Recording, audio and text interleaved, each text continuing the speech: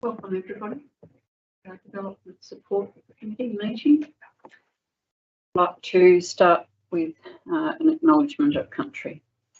The Central Coast Council acknowledges the Palawapakana people as the traditional custodians of the Truita, Tasmania, including the land, community, sea and waters where we live and work. Our community respectfully acknowledges the Punalapana tribe of the Northern Country of Tasmania, their continuing relationship to this land and their ongoing living culture. We recognise that we have much to learn from the First Nations people who represent one of the world's oldest continuing cultures, and we pay our respects to elders past and present and to all First Nations people living in and around the Central Coast community.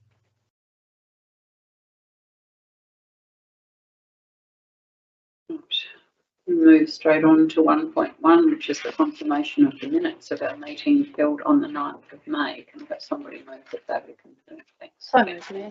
Fuller, seconded Councillor Carpenter. Any queries on those minutes? No. If not, I'll put the motion. All those in favour? Aye. Against? Motion is carried. 2.1 is Mayor's Communications. I'll have somebody move that be received, please. Thanks, Councillor Viney. Seconder, Councillor Fuller. Put the motion. All those in favour? Aye. Against? Motion is carried. 3.1 is declarations of interest. Anybody having any interest to declare? And 4.1 is adjournment of the meeting. So I will adjourn the meeting so that we can workshop two items that are on the agenda tonight. So the first one is the subdivision for residential lots at 1 Knights Road. Right, open to questions, comments. Well, ma'am, the question that I would like to ask is this what we want in this area? I mean, it's zoned rural living. The blocks are large blocks, and I think that's probably one of the attractions of the area. We're going to subdivide it down to, and I think I've just glanced through, there's 1,200 square metre blocks, probably double the size of a block in town. Is that what we want for the whole area? Because if we allow one, we're not going to be able to stop other development applications. Personally, I'm beastly careless about it, but I think it needs to be discussed. The recommended, well, the size is 1,500. So yes, 1,200 is slightly smaller. So is that what we've got in mind for that whole area? Because we could get a lot of applications for subdivision. Mayor, thank you. I suppose my thoughts in relation to that is, as it's out, it indicates to us in the report there that zoning under the old scheme looked different than the equivalent zoning in the current scheme, and that larger block size and less compact residential zoning is largely associated with the infrastructure that services that area and whether on and what sort of pressures a more condensed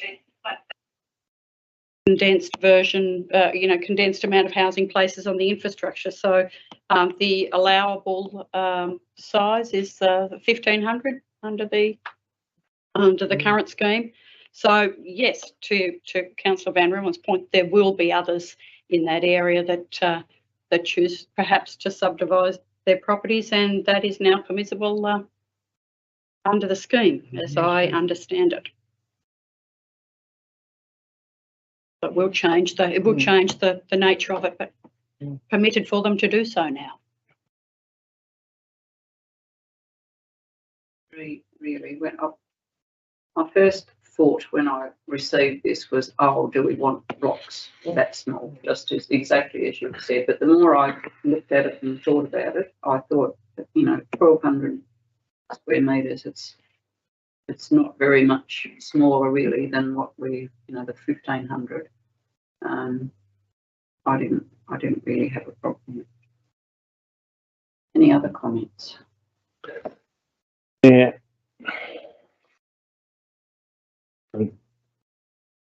Sometimes what's permissible under the scheme mightn't.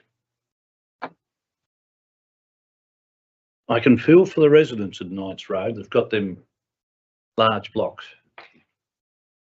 and private, even though they're basically living in town, they're still very private, you know, 50 metres or 100 metres either side of their house. Nobody in the back fence and nobody in the front fence. I really do feel for that. And I sometimes honestly think there's a place in Central Coast for that type of area.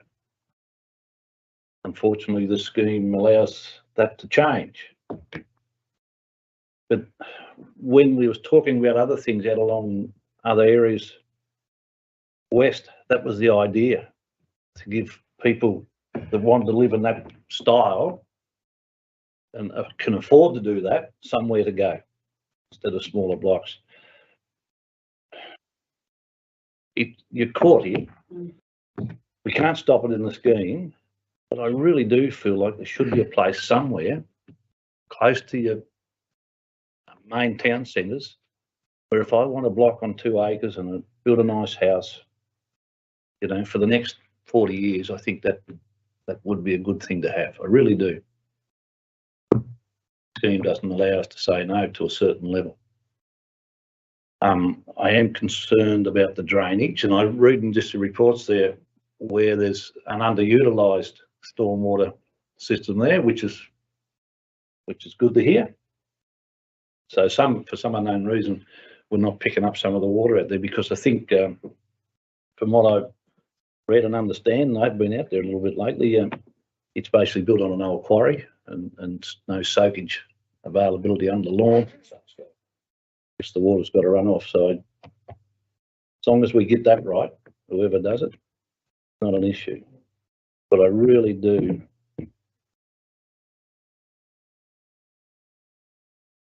If we haven't got an area close to town, you know what happens? We create larger urban sprawl. Because people will eventually want to move back and get some area. So you finish up subdividing more of your farmland. Because there's different people want to live in close to your centres.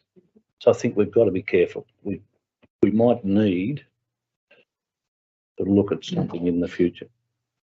When you drive around the area around Knights Road, some of the houses are put ideally smack bang in the centre, so they probably can't put other people around, so that will protect quite a bit.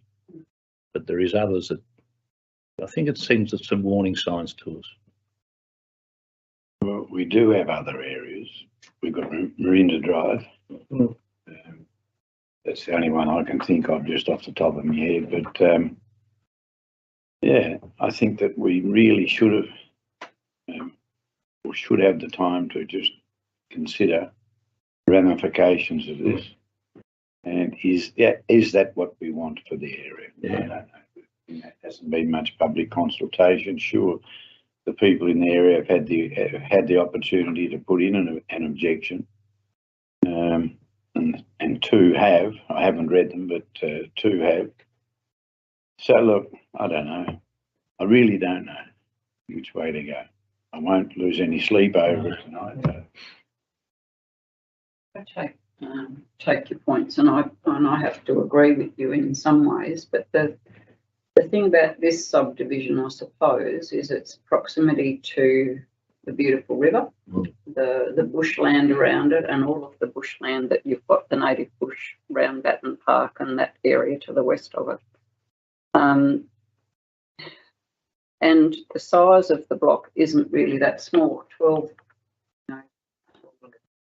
square metre block is really a decent size and not very much difference to the 1500, which is acceptable. So I don't see any reason that we could knock this one back.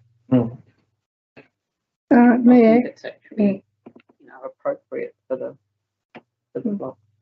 Mayor, when I had a look at this one, first of all, I had a query about the 1200 square metres, but the shape of the block made it difficult for this one.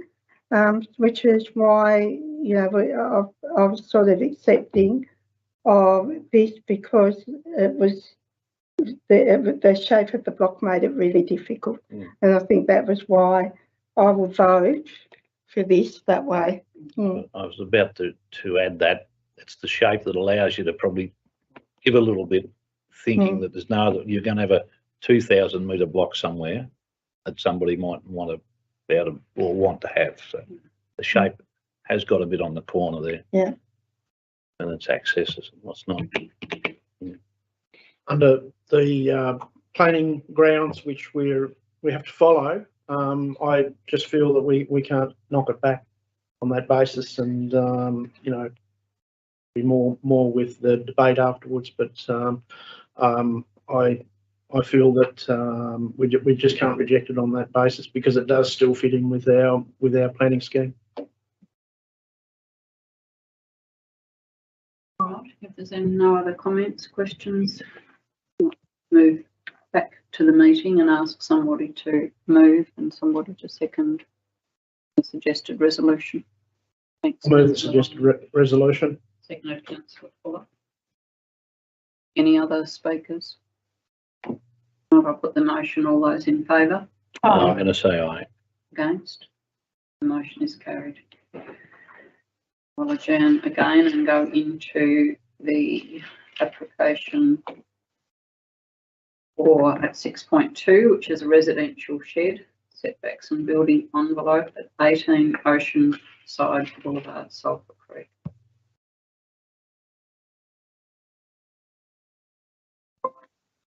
So any comments, questions about this one? Thank you, Mayor. No questions. Again, it's you know, it's a similar type of scenario, isn't it? In that people establish their home and their garden and their in this case solar benefits and plans, and we are all impacted on the person beside us, behind us. That's what comes from living in a residential area in a community. I was concerned about this one. I was thinking, how can we make that better? How can we try and get a more of a win-win? And it was great that the planning report spelled that out to me and talked about, well, if it was positioned differently, then it would be fully compliant, and then we wouldn't be looking at the shadow diagrams at all. So then we wouldn't be trying to think about what's fair and reasonable. So while I sympathise with the folks sort of to the south of that area, it's not the worst shading I've ever seen, and hopefully we'll have some faith in those shadow diagrams that will still give them the amount of sunlight and solar exposure that it is that they're looking for. But it is always a challenge. But as with the last one, no reason to refuse it on planning grounds that we're currently considering it under. I did have a question about, and perhaps I've misinterpreted this, I had a question about the extent of the shadow diagrams that the applicant had put in and the amount of what seemed to me to be desktop analysis that our own staff had to do to provide them some clarity or some assurance about that. I'm not sure if the general manager or the director is able to provide me any information there. I just felt like it was slightly insufficient. And I thought exactly the same thing. It was a very unusual one because usually you get the full, all of the different scenarios. Yes, but it was very limited, really. But yeah, I think thanks for the question, Councillor Fuller. I did discuss it briefly with staff. We do receive varying standards of shadow diagrams, and they were satisfied that it allowed them to do the work that they needed to do. Thank you. any other comments? Yes, I'd just like to say what's been said many times. It's just a pity people don't build within their building envelope, and we wouldn't have this problem of having to use our discretionary powers to approve or otherwise. In this case, luckily for the developer, it is actually the shadowing has come out in their favour and doesn't affect the next door neighbour as much as it could otherwise. And therefore, I'll be voting with the recommendation. Yeah, I'm going the same. Back into the meeting and ask somebody to move and second the suggested resolution. Second, councillor Lyon.